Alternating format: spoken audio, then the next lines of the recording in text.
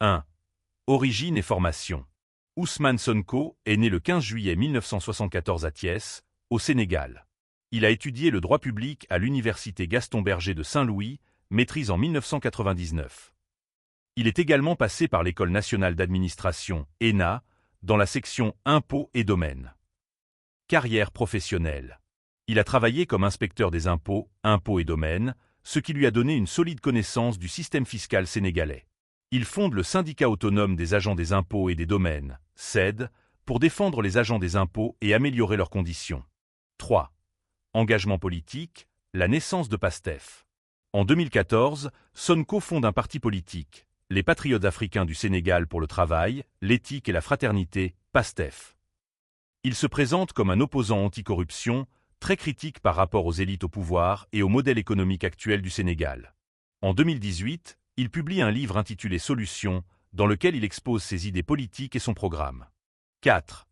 Parcours électoral et responsabilité.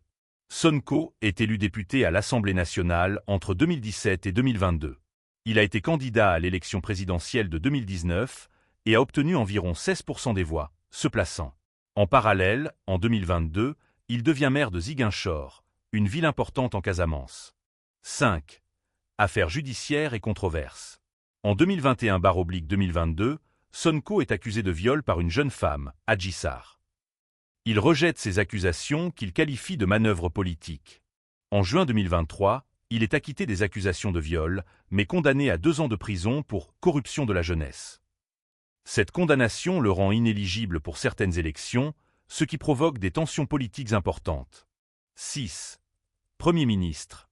Le 2 avril 2024, Ousmane Sonko est nommé Premier ministre du Sénégal par le président Bassirou Diomaye Faye. Dans son rôle de Premier ministre, il propose un plan de transformation nationale, réforme de l'économie, de l'administration, renforcement de la justice. Il critique fortement le modèle économique post-colonial, notamment la dépendance à l'exportation de matières premières et l'importation de produits finis.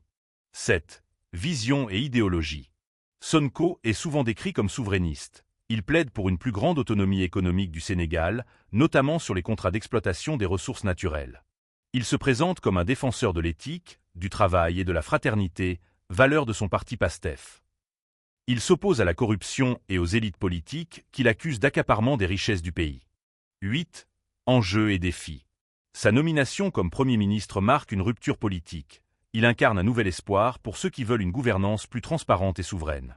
Il doit concilier ses ambitions de réforme profonde avec des contraintes économiques, sociales et institutionnelles. Son passé judiciaire et les accusations qui ont pesé sur lui continuent de diviser. Il a des partisans très engagés, mais aussi des opposants qui le critiquent lourdement.